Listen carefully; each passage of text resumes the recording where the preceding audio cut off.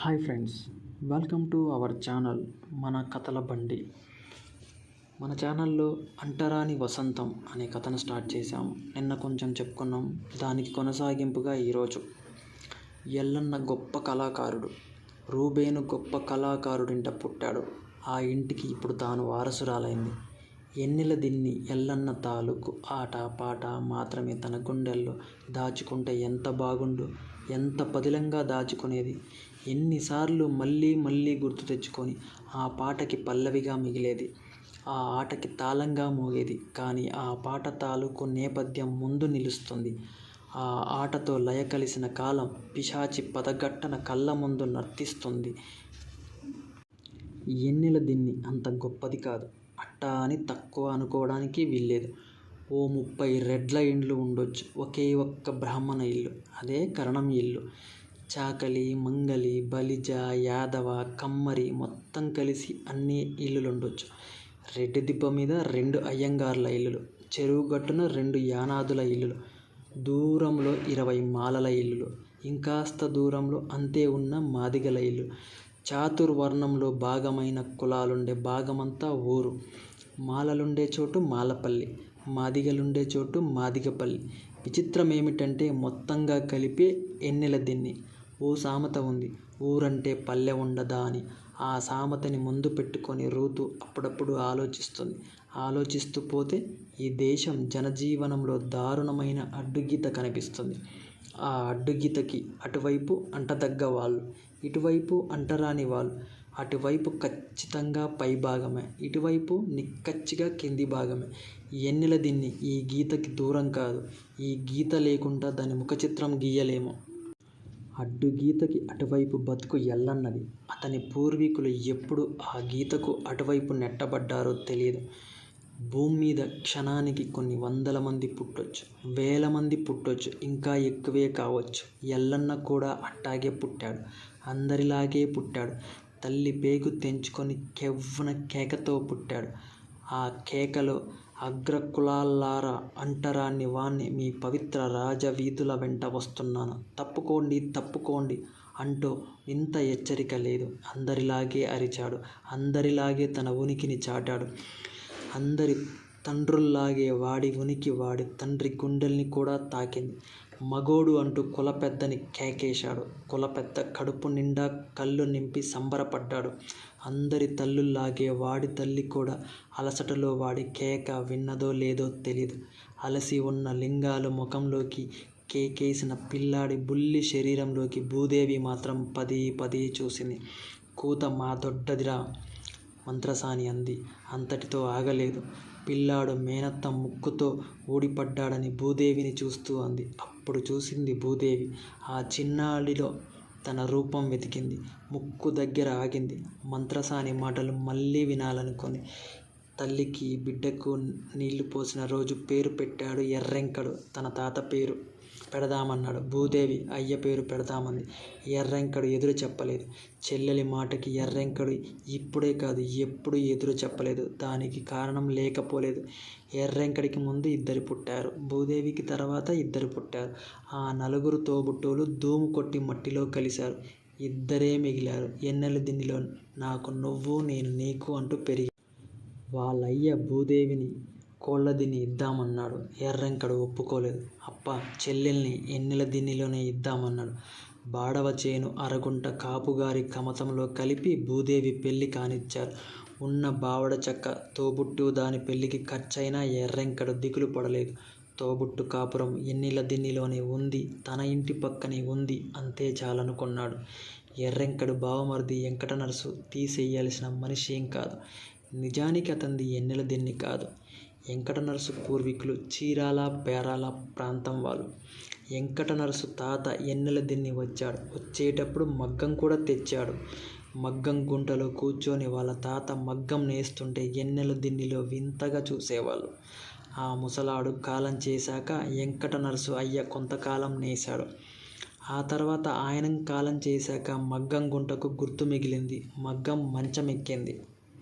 వెంకటనర్సు మాత్రం మగ్గం నెయ్యకపోయినా చీరాల పేరాల వెళ్ళటం, అక్కడ నేసిన దుప్పట్లు, ముతక పంచెలు మూట కట్టుకొని ఊళ్ళ మీద తిరిగి అమ్మడం మాత్రం మానలేదు. అట్టా సంవత్సరంలో 2-3 నెలలు ఊళ్ళ మీదనే ఉండేవాడు. ఇంట్లో గింజకు కరువు లేదు. కొత్త పాత సందుల్లో ఇబ్బంది పడ్డా మొత్తం మీద నెట్టుకపోవచ్చు. బొడ్లో రూపాయి లేకపోయినా అనాలు బేడలు ఉండేవి. తమలపాకు ఒకరికి పెట్టాల్సిందే గాని ఇంకొకరు కొరికిన ఒక్క పలుకు నోట్లో వేసుకుని ఎరగదు భూదేవి. దానికేమమ్మా, మొగుడు ఊళ్ళెంట వెళ్ళి తెస్తాడు, ఇది నట్టింట మంచమేసుకొని కూర్చుంటుందని గిట్టని వాళ్ళు అయిష్టంగా, గిట్టిన వాళ్ళు ఇష్టంగా అనుకుంటారు. ఎవరు ఎట్టా అనుకున్నా ఎర్రెంకడు మాత్రం చెల్లెలు ఎట్టా చెబితే అట్టాగే చేసేవాడు. లింగాలను చేసుకునేటప్పుడు కూడా భూదేవిని చూసి రమ్మన్నాడు. అదేంట్రా చేసుకునేది నువ్వా అదా అని వెంకటనర్సు అంటే, అమ్మికి నచ్చితే నాకు నచ్చినట్టేనన్నాడు. భూదేవి లింగాలను చూసొచ్చి ఆ రోజంతా చెప్పింది. పిల్ల బావుందిరా అన్నా అంది. 5 దొడ్ల గడ్డి ఒక్క ఊపులోనే మోస్తదిరా, మగ అలుసు లేని ఇల్లు, బతికిపోయావురా అంది. పిలవటిలా ఉందని చెప్పింది. భూదేవి అబద్ధం చెప్పలేదు. లింగాలు అట్టాంటి ఇట్టాంటి మనిషి కాదు. నిలబడితే చూరు కప్పు దాటేటట్టు ఉంటది. వాకిలి ఎత్తు లేపాల్రా అన్నా అంది భూదేవి. వాకిలి ఎత్తు లేపితే కాపుల కళ్ళు, కరణాల కళ్ళు మండిపోవా అన్నాడు ఎర్రెంకడు. ఆ సంగతి భూదేవికి తెలియంది కాదు. మాలవాడి వాకిలి వంగకుండా వెళ్దామందంటే ఆ సమాచారం ఎట్టాగా పోతుంది? ఈ తర్కశాస్త్రం దగ్గర ఆగుతుంది. రామ్ మందిరం పెద్దల్లో మాలాడి మాట పడకూడదు. పడిందంటే 10 కాలాలు అనుభవించాల్సి ఉంటుంది. వాకిలి చూరు ఎత్తు లేపలేదు. కానీ లింగాలు ఎన్నెల దీన్ని కోడలైంది. కానీ లింగాలు వంకి ఇంట్లోకి వెళ్ళేటప్పుడల్లా భూదేవి అంటూనే ఉంటుంది, వాకిలి ఎత్తు లేపితే బాగుండురా అన్న. భూదేవి చెప్పిన ఆ ఒక్క పని మాత్రం ఎర్రెంకడు చేయలేకపోతున్నాడు. మిగతావి చెల్లెలు ఏది చెబితే అది చెయ్యాల్సిందే. పిల్లాడికి తాత పేరు పెడదామన్నాడు. భూదేవి అయ్య పేరు పెడదామన్నప్పుడు ఎదురు చెప్పలేదు. కొలపెద్ద పిల్లాడికేసి చూసి సినసుబ్బు అన్నాడు. సినసుబ్బు కాదు ఎల్లడు అని ఎర్రెంకడన్నాడు. ఎల్లడు కాదు ఎల్లన్న అని భూదేవి అంది. అబ్బంటే దానికి మహా ఇదిరా ఎర్రెంక అని కులపెద్ద అన్నాడు. భూదేవి మేనల్లుని పైకెత్తింది. అయ్యా అంది. ఎల్లయ్యా అంది. ఎల్లన్న అంది. ఆ పిలుపులో తన ప్రపంచం ఏదో తానే నిర్మించుకుంది. ఆ ప్రపంచంలో తన పని తాను చేసుకోవడానికి తొందరపడుతున్నట్లు కనిపించింది. మేనల్లుడు తన ముక్కు కొలుచుకు పుట్టాడు.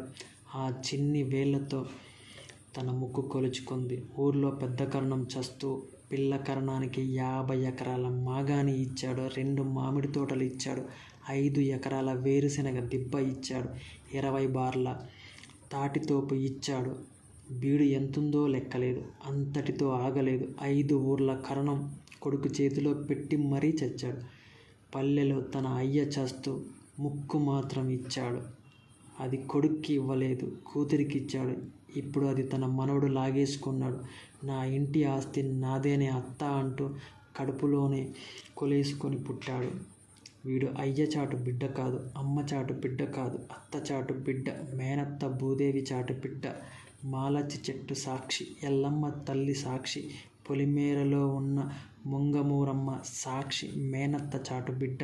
అట్టా అనుకుంటూ తన భవిష్యత్తు ప్రపంచాన్నంతా ఒక్క సూత్రం మీద నిలబెట్టుకుంది భూదేవి. బిడ్డకి మేనమామ పంచె కట్టమన్నాడు కులపెద్ద. భూదేవి మొగుడు వెంకటనర్సు ముందుకొచ్చాడు.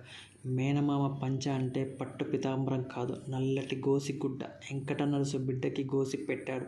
బిడ్డ కాళ్ళు 2 జాడిచ్చి భూదేవి ముక్కు మీద తన్నాడు. గోసిగుడ్డలోంచి ఉచ్చబొట్లు వెంకటనర్సు మీద పడ్డాయి.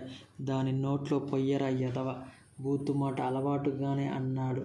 అయ్య పేరు పెట్టాం, అట్టా అనొద్దు అంది భూదేవి. భూదేవి అల్లుణ్ణి ఆటలతోనే పెంచింది, పాటలతోనే పెంచింది. అల్లుణ్ణి కాళ్ళ మీద పడుకోబెట్టుకొని నీళ్లు పోస్తూ కామమ్మ కథ పాడింది. జోకొడుతూ లక్ష్మమ్మ కథ పాడింది. వాడు పాట వింటూ ఆడాడు, పాట వింటూ తిన్నాడు, పాటతోనే నిద్రపోయాడు. కన్నతల్లి లింగాలు బిడ్డని భూదేవి దగ్గరే వదిలేసింది. భూదేవికి కడుపు కాయలేదు. అల్లుడే బిడ్డనుకొంది. పని పాట లేని రోజుల్లో ఆడాలంతా పెందడాలే ఉన్నదేదో తిని తిల్లక కొండెక్కించి ఎన్నెట్లో భూదేవి ఇంటి ముందు చేరేవాళ్ళు. భూదేవి నల్లతంగ కథ మొదలెట్టేది. దైవరాయ దైవరాయ అంటూ మొదలెట్టేది. కాశ్యపురి పట్నామందో అంటూ సాగే ఆ పాట అర్ధరాత్రి వెన్నెల మసక బారిందాకా సాగేది.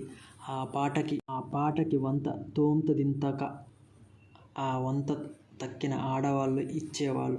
ఆడాళ్ళ మధ్య అత్తతో కూర్చున్న ఎల్లన్న నిద్రని ఆపుకొంటూ ఆవలిస్తూ తోంతదింతక అనేవాడు. అట్టా వాడు అంటున్నప్పుడు భూదేవికి ముచ్చటేసేది. అల్లుణ్ణి ముద్దాడి ఒళ్ళో పడుకోబెట్టుకునేది. వాడు నిద్రలో మధ్య మధ్యలో తోంతదింతక అంటూ ఉండేవాడు.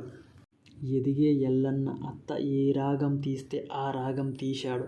ఏ పాట పాడితే ఆ పాట పాడాడు. అత్త చంకలో కూర్చొని తోలుబొమ్మలాట చూసేవాడు.